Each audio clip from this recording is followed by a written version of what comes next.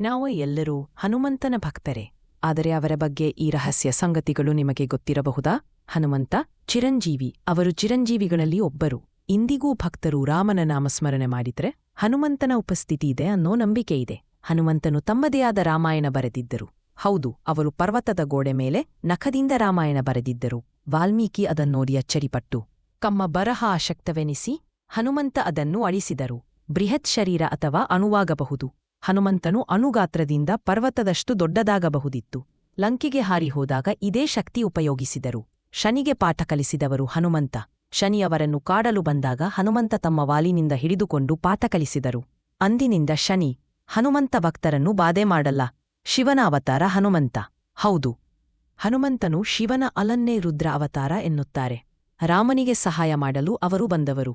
ಭೀಮನಿಗೆ ಪಾಠ ಕಲಿಸಿದ ಹನುಮಂತ.